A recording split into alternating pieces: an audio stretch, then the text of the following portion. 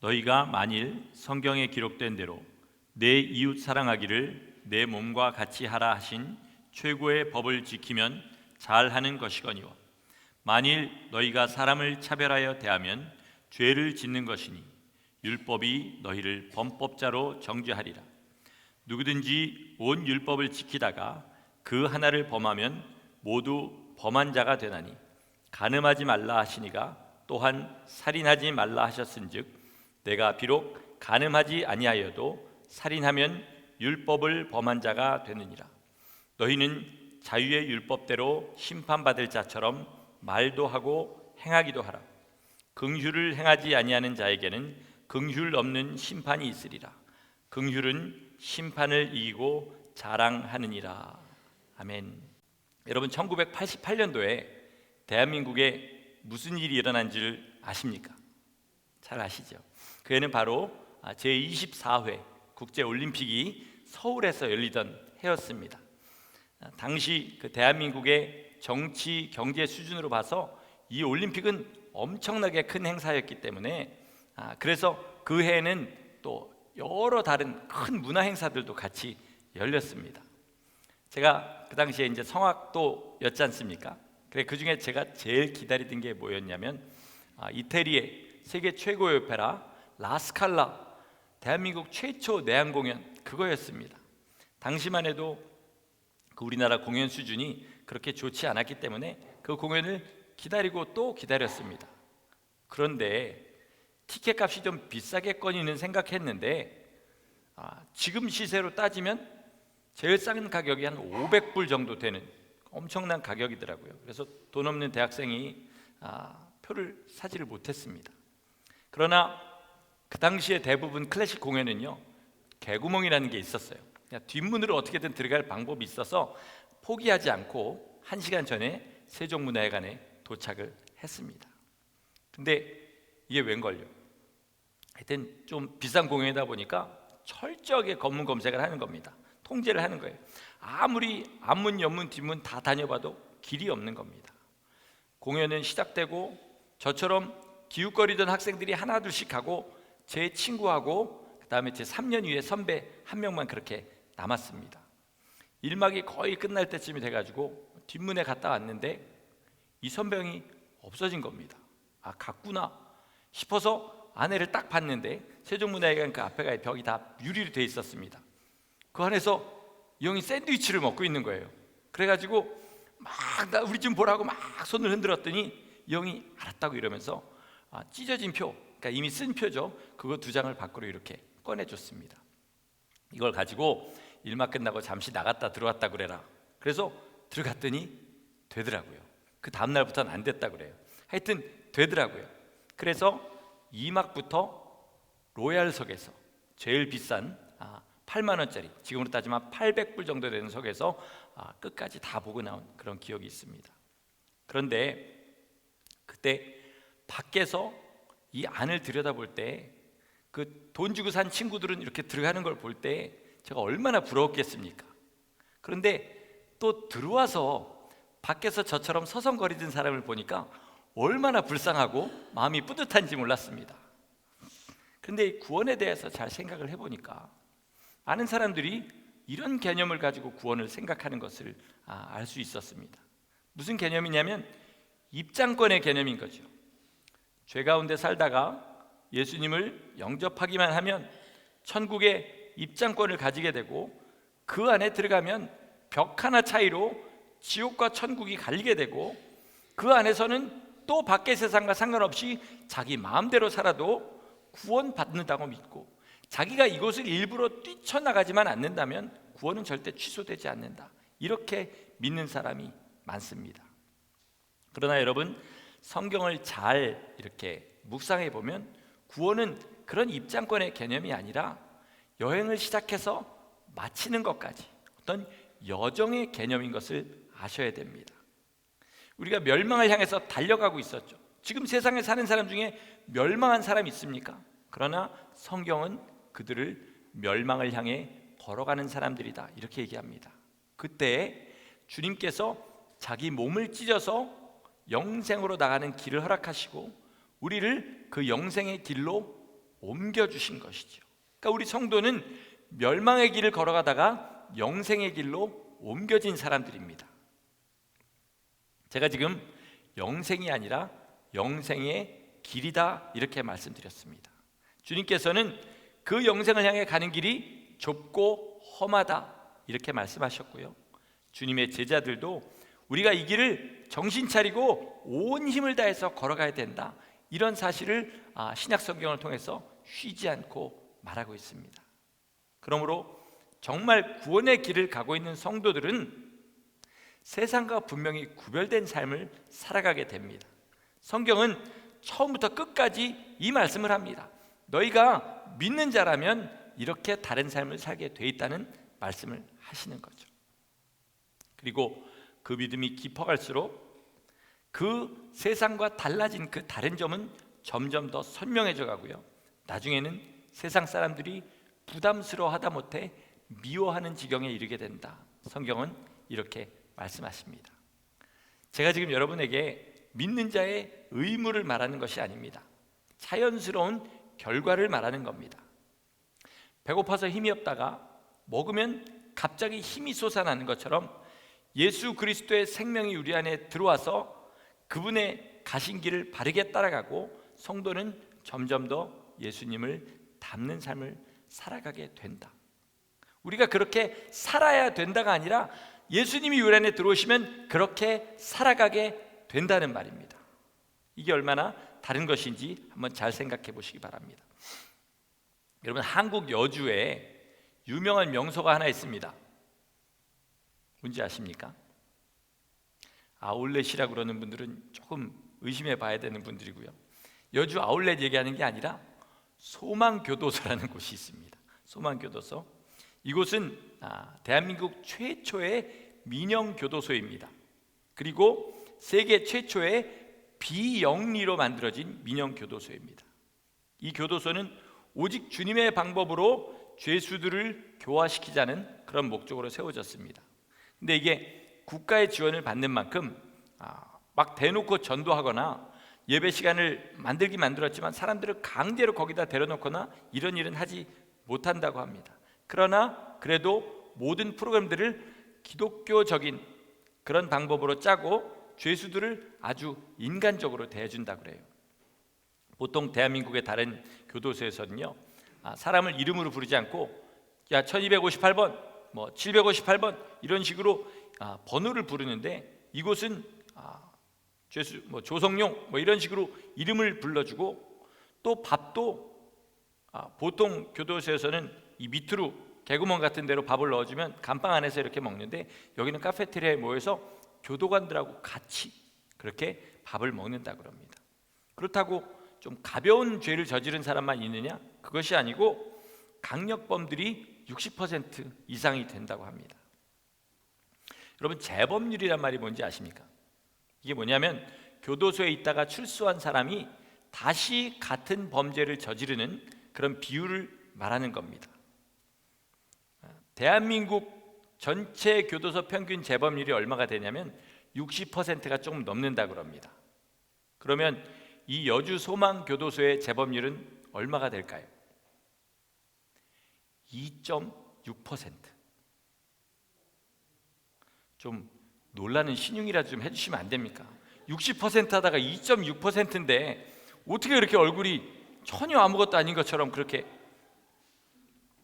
그리고 오늘 처음으로 이 좌우에 뜬 영어 자막을 보시는 분들이 계신데, 한국말을 이해하시면 될 수 있으면 안 보시는 게 은혜 받습니다. 저거 보고 있으면 머리가 복잡해져서 무슨 말 들었는지 이해가 잘 안 갑니다. 저게 꼭 제가 하는 말하고 똑같지 않기 때문에 저거 안 보시는 게 더 좋을 겁니다. 지금 처음 이 패밀리 예배 하시는 분들이 보고 계셔서 다시 한번 말씀을 드리는 거죠. 이 소망교도소의 대부분 직원들이 다 믿는 분들입니다. 그냥 믿는 분들 정도가 아니고요. 여러분, 박효진 장로님 아시는 분 여기 많이 계시죠? 그 박효진 장로님도 이 교도소의 교도관 중에 한 명입니다. 그 정도 믿음 되는 사람들이요, 기도하면서 기독교의 신앙을 바탕으로, 그리고 예수님의 사랑으로 재소자들을 대하고 교육했더니 다른 교도소에서 나온 사람보다 자그마치 95% 정도 더 낮은 재범률을 보이게 된 겁니다. 한국뿐 아니라요, 세계가 다 놀라가지고 교도소마다 여기에 배우러 온다고 합니다. 그런데 와서 보니까 뭐 다른 게 없거든요. 똑같은 교도소 건물에 똑같은 밥 먹고 있는 겁니다. 단지 다른 게 하나가 있다면 기독교의 방법으로 재수자들을 대한다는 거, 이거 하나인 거죠. 이 사람들이 뭘 찾지 못하고 가면서 이렇게 얘기한다 그럽니다. 어떻게 종교가 이런 일을 할 수 있을까? 그러나 우리는 분명히 압니다.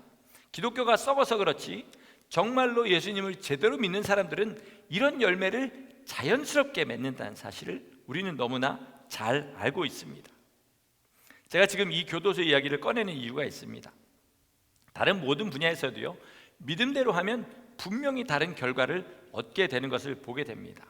그러나 그렇다 할지라도 이렇게 눈에 보이는 숫자로 20배 이상 차이가 나는 그런 일은 많지 않습니다. 도대체 어디서 이런 차이가 나게 될까요? 그것은 보통 교도소의 간수들이 죄수들을 대하는 것과 이 소망교도소의 믿음의 간수들이 죄수를 대하는 것의 차이에서 나오는 것입니다. 여러분, 정말 예수님의 십자가의 은혜를 받은 사람들이 반드시 가지게 된 성품 중에 하나는 남을 긍휼히 여기는 것입니다. 물론 믿지 않는 사람들 중에서도 남을 불쌍히 여기고 긍휼히 여기는 사람들이 있습니다. 그러나 우리 믿는 사람들이 가진 이 긍휼히 여기는 마음은요, 단지 그런 좋은 성품이나 어떤 자기 인격 수양에서 오는 것이 아니고요, 씻을 수 없는 나의 죄가 하나님께로부터 긍휼히 여김을 받아 씻음 받았다는 이 믿음에서 오는 것입니다. 아무리 마음이 선한 사람도요, 이런 강간범, 사기꾼, 폭력배, 남의 인생을 망쳐놓은 이런 사람들을 대하면요, 이 사람들은 긍휼을 입을 자격이 없다. 남에게 이미 큰 피해를 준 사람들 그 죄값을 반드시 치러야 된다, 이렇게 생각하게 됩니다. 그러나 우리 믿는 사람들은 나는 겉으로만 죄를 짓지 않았을 뿐이지 저 사람들과 똑같은 죄, 아니면 더 더러운 죄가 내 안에 있었는데 오직 하나님께서 긍휼하게 여겨주셔서 용서받은 사람 아닌가. 이들도 예수님께서 사랑하셔서 위하여 십자가를 지신 그런 사람들이다. 나는 먼저 긍휼히 여김을 받은 사람으로서 이들을 긍휼히 여기고 주님께로 인도할 책임이 있다, 이런 마음으로 재수자들을 대하는 거죠. 그래서 그냥 보통 교회들도 한 달에 한 번씩 이런 교도소를 방문해서 예배도 드리고 복음도 전하고 하지만, 그러나 이 사람들 마음에 이 긍휼함이 없을 때에는요, 교도소에 있는 죄수들도 마음을 알고, 이심전심이라고 그러지 않습니까? 마음을 알고 마음을 닫아버리지만, 믿음의 사람들이 진심으로 자기 죄를 회개하고 남을 불쌍히 여기며 이들을 대할 때에 죄수들도 그 마음을 알고 마음을 열게 되는 거죠. 그런데 이 마음이 주님이 열어주신 좁은 길을 바르게 걸어가는 놀라운 비밀이라는 사실을 우리는 알아야 됩니다. 이게 어떤 마음이라고 그랬습니까? 여보세요? 긍휼히 여기는 마음. 긍휼히 여기는 마음. 어떤 마음이라고요? 긍휼히 여기는 마음. 오늘 제목에 본문의 말씀을 그대로 올렸는데, 우리 한번 제가 읽을 테니까 한번 따라해 보겠습니다. 긍휼은 심판을 이기고 자랑하느니라. 다 같이, 긍휼은 심판을 이기고 자랑하느니라. 언제 자기가 하나님의 긍휼을 입은지 알 수 있습니까? 내가 남을 긍휼히 여겨야 될 상황이 될 때, 나에게 잘못한 사람을 용서해야 될 상황이 될 때, 그때 용서하는 것이 주님이 내 죄를 용서하시고 내 안에서 지금 나를 다스리고 계신다는 증거가 되는 겁니다. 아멘이십니까? 저는 보기에는 좀 성깔이 있게 생기지 않았습니까? 근데 천성적으로 남을 미워하는 마음을 오래 품는 그런 독한 게 좀 없습니다. 사람이 착해서 그런 게 아니고요, 그냥 그런 마음을 가지고 있으면 불편하고 사는 게 편하지가 않아서 그냥 그렇게 자연스럽게 잊어버리는 것 같습니다. 그러니까 편하게 살자는 제 성품의 일부인 거죠. 그럼에도 불구하고 어떤 때는 죽이고 싶도록 미운 마음이 올라오게 하는 그런 사람을 만날 때가 있습니다. 어느 날 제 안에서 그런 미운 마음이 막 솟아올라오고 그 사람을 막 증오하는 마음이 솟아오르고 있을 때 주님께서 제 안에 놀라운 생각을 하나 주셨습니다. 야, 너 저 사람 믿니? 나는 네가 저거보다 수천 배 악하게 나한테 굴 때 너를 위해서 십자가 졌어. 너는 마음으로도 저 사람 하나 용서하지 못하지만 나는 내 몸을 찢어서 너를 용서했어. 그런데 왜 너는 그 사랑 받았다 그러면서 저 사람 하나 용서 못 해주니? 이런 마음을 주님께서 주시는 겁니다. 여러분, 혹시라도 내가 구원받은 것은 다른 사람보다 내가 조금 뭐 더 주님 앞에 이쁘게 굴어서 그렇게 구원받았다고 생각하십니까? 지금 주님께서 나를 내치시지 않는 게 내가 그래도 믿음을 가지고 주님들을 따라가려고 그러는 것을 주님께서 특별히 이쁘게 보셔서 다른 놈은 내쳐도 나는 그렇게 데리고 계신다고 생각하십니까? 천만의 말씀입니다. 그런 일은 절대로 없습니다. 여러분, 지렁이들 사이에서도요, 잘생긴 지렁이, 못생긴 지렁이가 있을 겁니다. 인기 있는 지렁이, 키 크고 늘씬하게 길다란 지렁이 있을 겁니다. 그러나 우리 눈으로 볼 때는요, 지렁이는 그냥 지렁이입니다. 소금 뿌리면 펄쩍펄쩍 뛰는 그런 존재이죠. 하나님 앞에서 성도는 뭐냐면요, 특별한 사람이 아니고요, 용서받은 죄인입니다. 이것을 절대로 잊어버리시면 안 되는 거죠. 그 용서받은 것을 분명하게 믿을 때 하나님 앞에 자녀가 되는 거고요, 예수 그리스도의 신부가 될 자격을 얻는다는 사실을 믿으시기를 바랍니다. 다시 한번 말씀드리지만 그 가장 큰 증거는 뭐냐면 내가 나에게 잘못하는 사람을 용서할 때, 그때란 사실입니다. 일제강점기에 전설적인 부흥사 한 분이 있었습니다. 이용도 목사님. 이분은 성자 같은 삶을 살다가 33살의 나이에 폐병으로 돌아가신 분입니다. 이분이 부흥사로 막 유명해지니까 사람들이 시기하고 질투해서 이분을 이단으로 몰게 되었는데, 엎친 데 덮친 격으로 결정적인 사건이 하나가 있었습니다.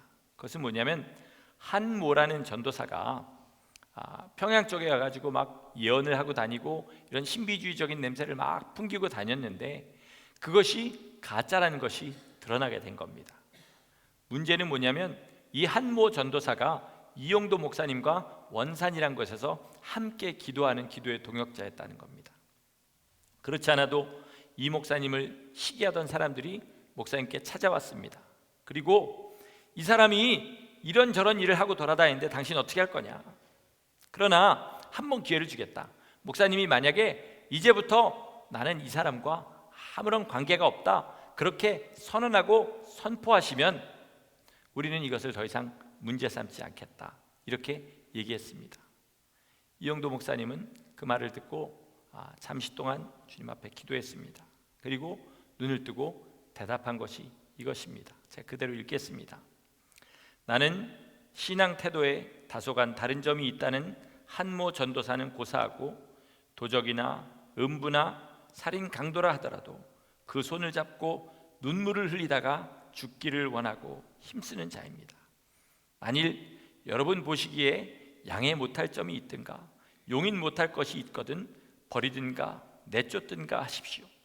나의 원하는 바는 세상이 버린 사람, 세상에서 쫓겨난 사람을 받아 그를 거두어 손을 잡고 울며 살려고 합니다. 내쫓는 것은 당신들의 자유요 임무일지는 모르거니와 나는 쫓기는 자를 거두어 그들과 함께 우는 것이 나의 사명이라고 믿습니다. 그렇지 않아도 위태했던 이용도 목사님의 한국 교계 입지는 이 일로 인해서 나락으로 떨어졌습니다. 제가 박보영 목사님을 존경하는 가장 큰 이유도 이와 비슷한 겁니다. 아시다시피 박 목사님은 고생하실 만큼 했고 이제 남은 여생 좀 남한테 존경받으면서 편안하게 사역을 할 수 있는 모든 조건을 다 갖추신 분입니다. 그럼에도 불구하고 거두면 손해날 사람들, 가까이 하면 엉뚱한 오해를 불러일으킬 사람들 품습니다. 여러분, 지금 세상에 아픈 사람들 돌봐주고 가난한 사람들에게 먹을 거 주는 그런 사람들은 많습니다만, 이런 이용도 목사님이나 박 목사님처럼 자기 입지를 곤란하게 하는 사람, 그리고 같이 있으면 손해날 사람, 이런 사람 품는 것은요 그냥 좋은 신앙, 훌륭한 인품 가지고는 할 수가 없는 일입니다. 이것은요 영원히 뛰어서 진짜 하늘의 비밀을 아는 사람만 할 수 있는 일입니다. 돈이라고 다 똑같은 돈 아닙니다. 1불짜리하고 100불짜리하고 똑같은 종이로 똑같은 잉크로 인쇄했지만 100불짜리는 1불짜리의 100배 차이가 납니다. 여러분, 세상에서 버림받은 사람, 아무도 불쌍히 여겨주지 않는 그런 사람을 주님의 사랑으로 긍휼히 여기면요, 마치 주님 앞에서 보석을 품은 사람처럼 그렇게 주님께서 특별하게 대우해 주십니다. 그리고 그렇게 누구도 베풀 수 없는 긍휼을 베푼 사람을 통해서 주님은 누구를 통해서도 나타내실 수 없었던 하늘의 영광을 그 사람을 통해서 나타내십니다. 요즘 아이들이 비디오 게임 좋아하는데요, 게임에 게임 용어에 치트키라는 말이 있습니다. 이 치트키라는 게 뭐냐면, 누르면 무조건 이기게 만드는 어떤 이상한 그런 무기들이 나오는, 그런 비밀 병기들이 나오는 건데, 여러분, 신앙생활에서요, 정말로 이렇게 모든 것을 한꺼번에 바꿔놓고 사람을 한꺼번에 레벨업을 시키는 이런 치트키 중에 치트키가 뭐냐면, 남을 긍휼히 여기는 마음입니다. 특별히 긍휼히 여기기 어려운 사람을 긍휼히 여기면 그 사람의 신앙은 한 단계씩 올라가는 게 아니라 몇 단계씩 막 주님을 향해서 달려가는 그런 마음을 가지게 되고, 자기에게 손해 나는 사람을 품어주는 마음을 가지면 그것이 바로 예수님의 마음을 가지게 되는 겁니다. 신앙생활의 모든 면이 다 그렇습니다. 그렇죠? 졸릴수록 그렇게 막 힘들 때 새벽기도 나와야 은혜가 더 충만하게 부어지지요. 그리고 배가 고플수록 금식의 능력이 더해지고요. 그리고 세상 일이 바쁘고 정신없을 때 주님 앞에 나와서 찬양하고 기도하고 말씀 드리면 주님께서 더 생생하게 그 사람을 만나 주십니다. 그런데 그 중에 최고의 능력이 뭐냐면, 긍휼히 여길 수 없는 사람을 긍휼히 여기는 것이라는 겁니다. 어느 정도의 능력이냐고요? 오늘 우리 제목같이 심판을 이기고 자랑할 정도의 능력이 긍휼히 여기는 마음 가운데 있습니다. 거기서 내가 다른 사람을 긍휼히 여긴 만큼 주님께서 나를 긍휼히 여겨주시고, 내 죄가 크다 할지라도 남의 죄를 용서해 준 만큼 그 죄를 주님께서 용서해 주시기 때문에 우리는 주님 품에 폭 안겨 있을 수가 있는 것이 바로 긍휼히 여기는 마음이라는 것입니다. 1956년도 1월 8월에 에콰도르 정글의 한 강가에서 젊은 선교사 5명이 원주민들의 창과 독침에 죽임을 당했습니다.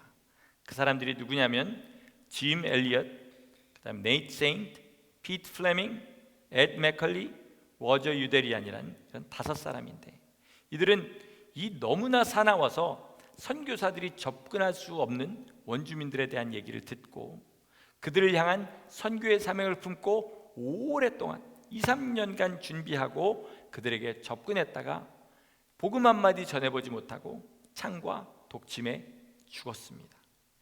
놀라운 사실은 뭐냐면요, 나중에 보니까 이들에게 다 총이 있었다는 사실입니다.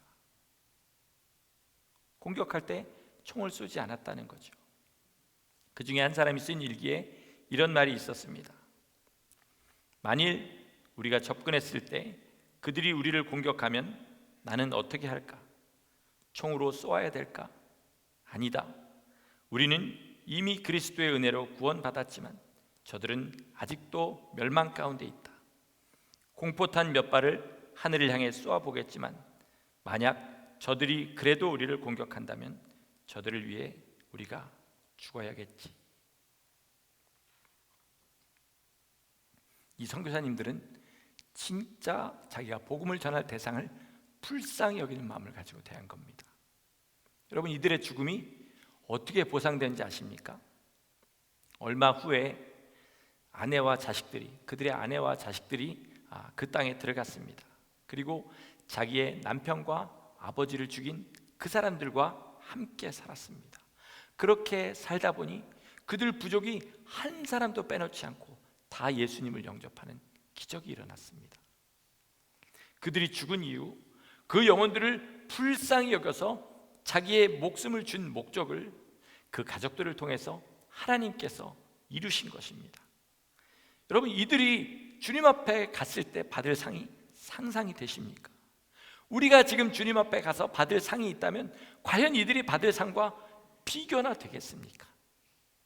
이게 긍휼의 힘입니다.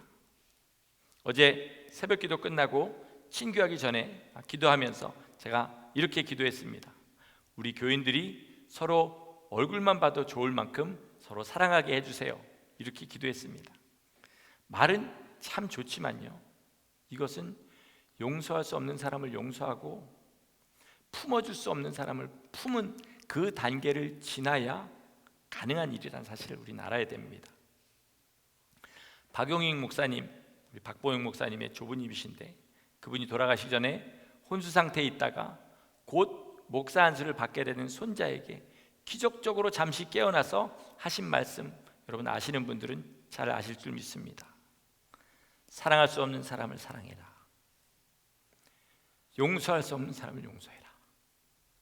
변명하지 말아라. 가장 천한 곳에서 섬기면서 살아라. 여러분, 저는 이것이 돌아가시는 하나님 앞으로 이제 가는 그 노종을 통해서 이 시대에 복음의 본질을 잃어버린 교회들에게 주시는 하나님의 명령이라고 믿습니다. 특정한 사람이 할 일이 아닙니다. 물론 누구나 다 듣는 말은 아니지만 이 말이 자기 심령에 꽂히는 분들은 이것이 내가 앞으로 살아야 될 길인 것을 아시기를 바랍니다. 이걸 교회 안에서 못하면요, 세상에 나가서는 절대로 못하고요, 결국은 뭐냐면 교회 다니는 사람이나 세상에 사는 사람이나 똑같더라, 아니면 교회 다니는 사람이 세상 사람보다 더 못됐더라, 이런 소리 듣게 하는 사람으로 그렇게 세상에서 주님의 영광 드러내지 못하고 그렇게 사는 사람이 되는 겁니다. 여러분, 예수님만큼 긍휼히 여기는 마음을 가지시기를 축원합니다. 겨자씨만한 믿음이 자라서 새들이 깃들 만큼 그렇게 크게 자라는 긍휼로 가득 찬 마음이 되셔서 두려운 심판의 자리에서 그 심판을 이기고 주님 품에 폭 안길 수 있는 그런 진짜 성도들 되시기를 예수 이름으로 간절히 축원합니다. 아멘. 기도하시겠습니다.